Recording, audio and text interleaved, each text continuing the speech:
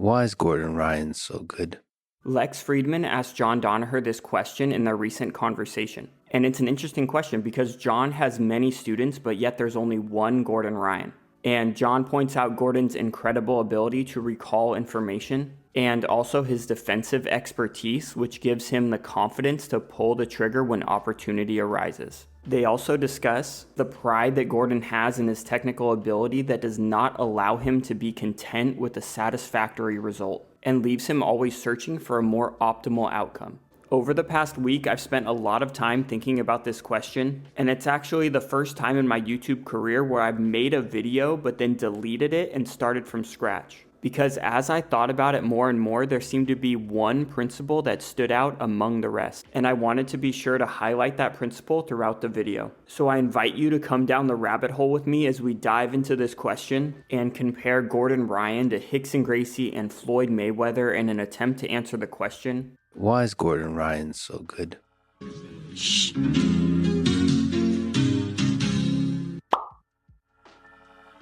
I'm going to keep this short and sweet, but I just wanted to let you guys know that next week's video is probably going to be about the EBI and PGF events. So if you want a bit more context headed into that video, be sure to check them out. And I wanted to give a quick shout out to my sponsors, which are Brandon and his BJJ 365 platform, as well as Lachlan Giles and Submeta. There are discount codes in the description of the video if you're interested in checking out either of these platforms. And I feel like once we get our BJJ Fanatics sponsorship, we're going to have all of our bases covered between these three platforms. So I'm just going to keep knocking on that door, but for now, let's get into the video. The idea behind jiu-jitsu is you start by bringing the fight to the ground. You then pass the guard and get to a more dominant position like the mount before getting to what is considered the most dominant position, which is the back, and finishing the fight. And that is what Rickson Gracie did beautifully throughout his career. He goes, we start at a neutral point. He goes, and then we go to one. And he goes, when I move to one, I'm not going back to zero. He goes, I'm moving to two, and then to three. There's no going backwards. And then checkmate. So the basic idea is that there's no going backwards as we work our way up this pyramid. Once we take them down, they're not going to be able to get back up. And then once we pass the guard and progress to mount, we don't allow them to recover their guard. And in this way, we keep moving up the pyramid until we finally get the finish. And this is the perfect representation of jiu-jitsu and what we're all trying to achieve. But the problem is, as we're trying to work our way up this pyramid, our opponent is going to be trying to press the reset button. And this could be as simple as saying, man, I'm getting smashed from half guard, so maybe if I can pummel in this butterfly hook, my opponent will respect it and disengage, and that will allow us to reset to a neutral position. Or kind of a popular reset button nowadays is as your opponent passes the guard, you throw up a buggy choke. And sure, you may actually get the choke, but if it doesn't work, it acts as a reset button to start in a neutral position. Another fairly common one is as someone is attacking your foot, you can attack their foot as well, which again may work, may not, but the idea is it forces them to bail on the position and reset. And probably the most common form of reset is just to push away. And if the first push doesn't work, then just push again to reset to a neutral position. But as these resets get more advanced, they're going to involve some sort of off balance. Where if I'm stuck in the bottom of a mount, I can try and off balance my opponent to initiate my escape and reset to a neutral position. Or if I find myself on the receiving end of a body lock pass, I can try a knee lever to off balance my opponent and then recover. Or if my opponent is beating me in the grip fighting game, I can try a foot sweep. And again, that foot sweep might work, it might not, but if it doesn't work, it at least resets me to a neutral position. So you can see these resets are starting to get a lot more advanced than just pushing someone away or bench pressing them off of you. And we're going to need ways to effectively stop these resets as we're trying to progress up the pyramid. And a lot of times people develop little tricks to do this, where if you're trying to pass the guard, you find ways to do so very quickly and effectively. And it could be as simple as just doing a quick little knee cut to force your opponent to turtle, and now you have their back. But on the BJJ Fanatics podcast, Travis Stevens explains why this is not the best thing for your development. It's hard to get athletes to grow to an extremely high level when you allow them to use tricks and they're rewarded for it, because tricks only get you so far. Like, you can catch anybody once with a trick, but can you do it twice? What about the third time?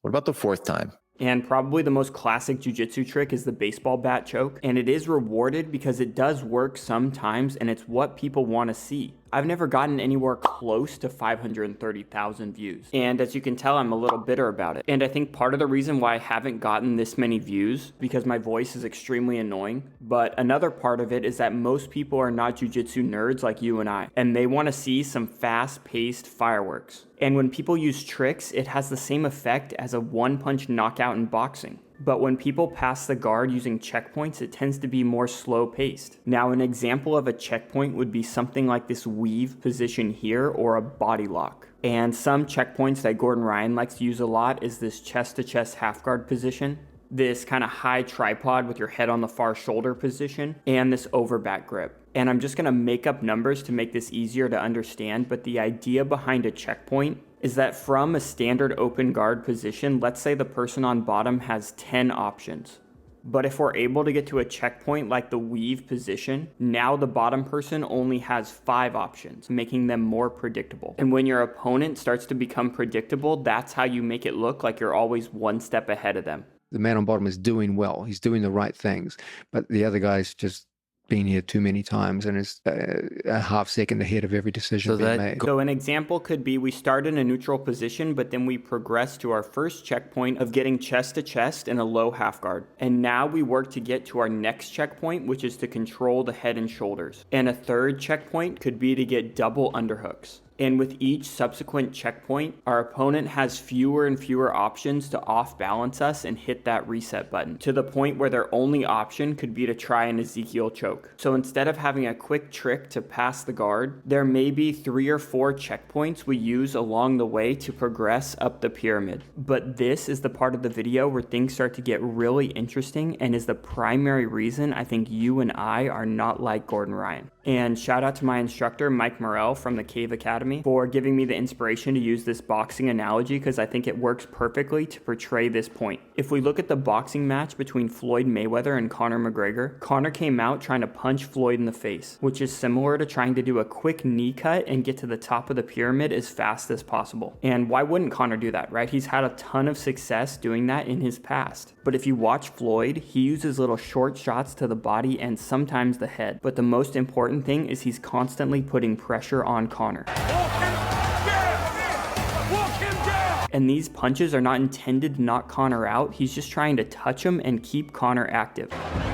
Keep on him! Keep touching him! And eventually Conor feels the weight of this pressure, and when that happens, it's over. Whenever you're ready for him, keep going. Now, I know nothing about the finer techniques to make that work in boxing, but I think that is exactly what Gordon Ryan is doing in jiu-jitsu, and that is the reason why he's so good, especially in these longer matches. There are a lot of people out there trying little tricks to get those one-punch knockouts and get to the top of the pyramid as fast as possible. And Gordon definitely has the ability to finish matches quickly, but primarily and especially in longer matches, Gordon uses this idea of checkpoints, but he uses them differently than everyone else. If I do a leg drag, it's relatively predictable that you're going to want to bring your leg back across my body. And when you do, I can use a quick knee cut to pass the guard. So we're combining techniques similar to how a striker would combine a flurry of punching and kicking to overwhelm our opponent and pass the guard. And our previous checkpoint example is a great representation of Rickson Gracie's idea that you go forward and not backwards. But it starts to get interesting once the system breaks down and your opponent is able to hit that reset button. You always have the option to Fuck it,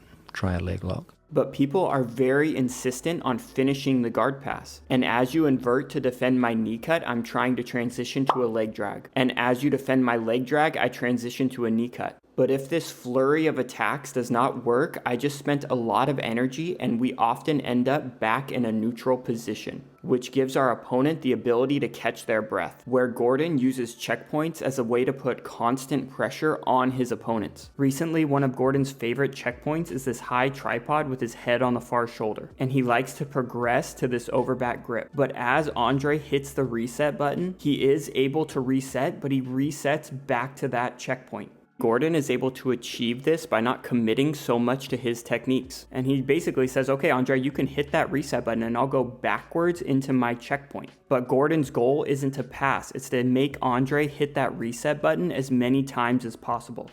So Andre literally doesn't have a second to breathe because Gordon is constantly coming forward and threatening him with attacks. Now these aren't knockout punches, but they're body shots, and that is what Gordon's doing differently than everyone else. One of the more dominant checkpoints that Gordon likes to get to is this chest-to-chest half guard position. And Gordon finds himself here against Andre and starts to initiate his pass. And Andre presses that reset button as hard as he can. And could Gordon go for the finish right now and progress up the pyramid? Sure, he probably could, but it could also lead to Andre resetting back to a neutral position. And again, these are not finishing punches, these are body shots. And if Andre didn't react and didn't press the reset button, sure, these body shots could finish him. But Andre does respect it, and Gordon willingly goes back into the guard, knowing that those body shots are starting to take their toll. Whenever you ready for him, keep going. And even as Gordon is so close to progressing up the pyramid, he is still not committing so much to his techniques and just making Andre respect them.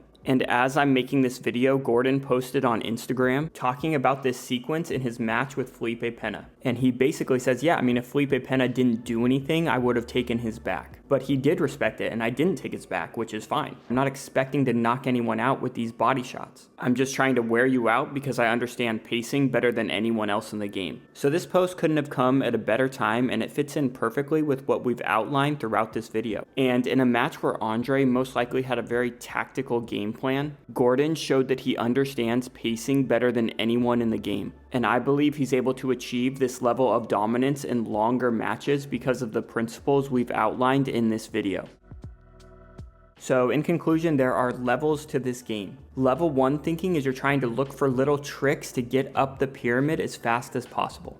It's hard to get athletes to grow to an extremely high level when you allow them to use tricks and they're rewarded for it. Level 2 is you're trying to use checkpoints to develop combinations of techniques and deal with resistance, to overwhelm your opponent and ultimately progress towards the finish. Level 3 thinking, which is the highest I can think of at this current moment, is when you use checkpoints as a way to keep constant pressure on your opponent, so when you do decide to open up and use your combinations, they're much more effective. And although I feel a bit mean doing it, I've had a decent amount of success in the gym marinating people with this mindset. So hopefully it resonates with you all and you find it helpful as well. And if you do, be sure to leave a fist bump in the comment section and remember to watch EBI and PGF in preparation for next week's video. And we will see you then.